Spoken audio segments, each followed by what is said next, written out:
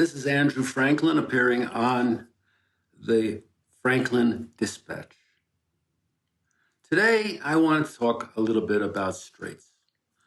Dire straits is one thing, but since the 28th of February, 2026, we've become familiar with something known as the Straits of Hormuz. Since Trump began his war of choice against Iran and in support of Israeli interests in the Middle East, the Straits of Hormuz have occupied the thoughts and conversations of many pundits, talking heads, experts, and the like, particularly as Americans and Europeans suddenly became aware that much of the world's globalized economy depends on what comes through that particular strait. The effects since the 28th of February 2026 have essentially magnified the negative consequences of the Russian invasion of Ukraine in February of 2022,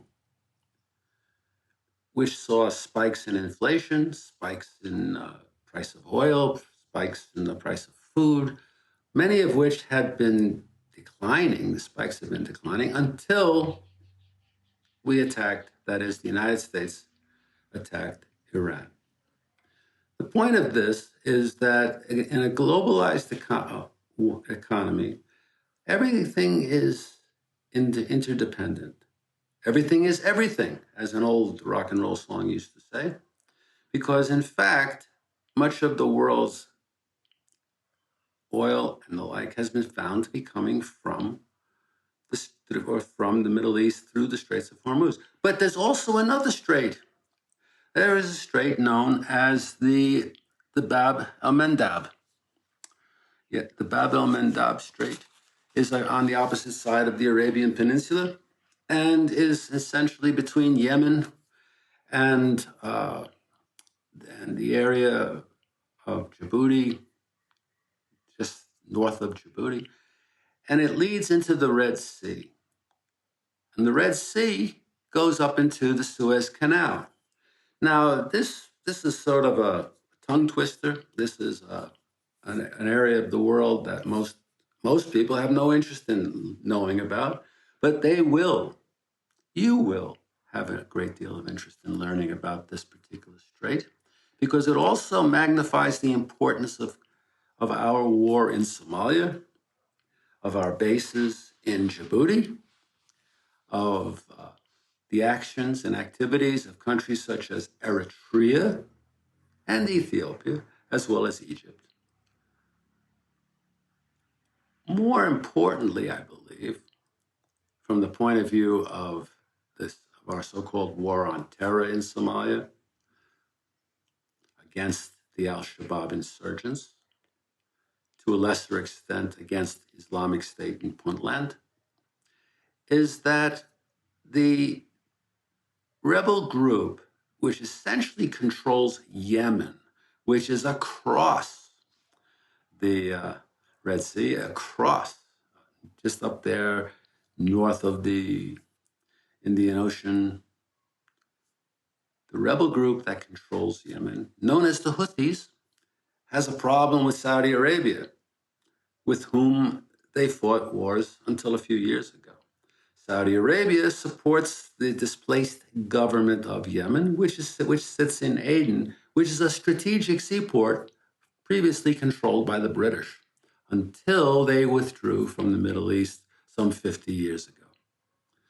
Saudi Arabia, supported at that time by the United Arab Emirates, backed the ousted government of Yemen and very unsuccessfully tried to keep the Houthi insurgents from taking power.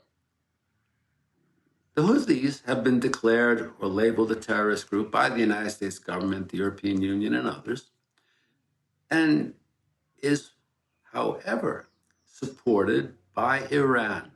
It is considered a proxy of Iran, although we don't hear much about it. The Houthis come and go, wax and wane. Their influence waxes and wanes, especially when they toss missiles and drones at shipping in the Red Sea, around the Bab al-Mandab Straits. They attack Saudi Arabia's border regions, or they send missiles towards Israel in response to Israeli attacks in Palestine and on the Hezbollah group in southern Lebanon, which is also a proxy of Iran. Now, all of this sounds amazingly confusing, and it is. But the key point to remember is this. The consequences of the closure of this particular strait, which leads ultimately up to the Suez Canal, will be to strangle the Eastern Mediterranean's commerce, which will be to strangle much of the commerce that comes through the Suez Canal on its way to India, and will further constrict supplies of oil, fertilizer, consumer goods, foodstuffs, and consumables. The thing is to remember is that while all this is going on, the United States is continuing what I was recently reminded what is a 20-year war, a 20-year war in Somalia, characterized by major ground operations by our erstwhile allies in Ethiopia, by the off and on government in Mogadishu, possibly even the Ugandans, Burundians, who managed to oust the al-Shabaab insurgents from Mogadishu. The point really is that this very confusing area of the world, this new cockpit of conflict, will have a major effect on the dining room tables in the restaurants of Western Europe, North America, and needless to say, across South Asia. Any relief that has come from the off and on opening of the Straits of Hormuz, which is now disappearing since we seem to have a major shooting war again between the United States and Iran, will be further degraded, will be further vitiated by activities hundreds of miles away involving the Red Sea, Bab al-Mandab, Djibouti, Somaliland, a new player that's been around for 30 years seeking statehood, nation, and recognition as an independent nation. At the same time as the United States is reducing, if not ending, all funding to African Union troops in Somalia, at the same time as Israel has established an embassy in Somaliland, and Somaliland has recognized Israel's capital as Jerusalem, a major step in furthering instability in this part of the world. So I would suggest that we all think about how the prices are going to continue going up, how our inattention to the fact that the US government can conduct 20 years of military operations, by anybody's definition, another forever war, in a place like Somalia, that where the conflict has spilled over into Kenya when al-Shabaab attacked a US base at Manda Bay, Lamu, which was really a Kenya Defense Forces Navy base, but a major defeat of American forces in 2020, where the last time a government, that is the United States, recognized Jerusalem as the capital of Israel rather than just keeping its embassy in Tel Aviv, it provoked a terror attack in Nairobi on the Dusit Hotel, which was perceived to be an American or Western target.